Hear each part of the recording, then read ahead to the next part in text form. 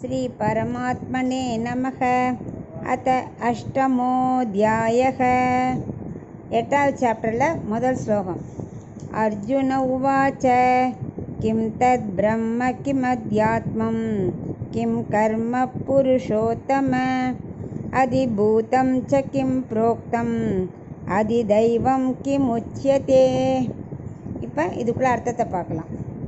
அர்ஜுனன் கண்ணனை புருஷோத்தமனே அப்படின்னு கூப்பிட்டு கேள்வி கேட்குறான். போன 7வது சாப்டரோட அதே சந்தேகங்கள் தான்.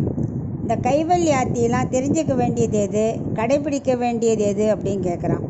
அதாவது அந்த கைவல்யார்த்திக்கெல்லாம் எது பிரம்மம், எது அத்தியாத்மம், எது கர்மம், எதை தெரிஞ்சுக்கிறது, எப்படி கடைப்பிடிக்கணும், எதை விடணும்னு எனக்கு கிளியராக சொல்லு அப்படிங்கிறான்.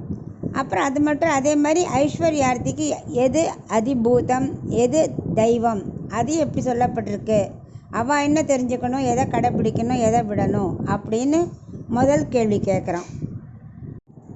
இப்போ 8வதுல 2வது ஸ்லோகம்.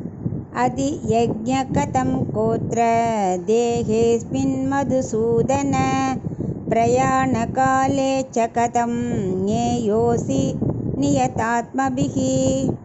இந்த 2வது ஸ்லோகத்தில் மதுசூதனா அப்படின்னு கூப்பிட்டு அவற்றை மறுபடியும் கேட்குறான். யஜ்ஞம் எது, இந்த உடலில் பகவானுக்கு சரீரம் இருக்கு இல்லையா, அந்த தேவர்கள் அவளுக்கெல்லாம் எது அதி யஜ்யம், எது அப்படின்னு எது சொல்லப்பட்டிருக்கு அப்படிங்கிறார். அதாவது தேவர்களுக்கெல்லாம் எது யஜ்யம், எது அதி யஜ்யம் சொல்லப்பட்டிருக்கு அப்படின்னு கேட்குறான். அப்புறம் நம்ம அந்திம காலத்தில் உடலை திறக்கிறோம் இல்லையா, அப்போ உன்னை எப்படி தெரிஞ்சுக்கிறது, ஐஸ்வர்யார்த்தி எப்படி தெரிஞ்சுப்பா, 3 பேரும் கைவல்யார்த்தி எப்படி தெரிஞ்சுப்பா, பகவத் லாபார்த்தி எப்படி தெரிஞ்சுப்பா.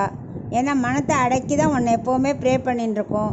அந்த சமயத்தில் எப்படி நமக்கு தெரியும், எனக்கு அதெல்லாம் கிளியராக சொல்லுன்னு இந்த 2 ஸ்லோகத்தை ஒன்லி கேள்வி மட்டும்தான் அவன் கேட்குறான்.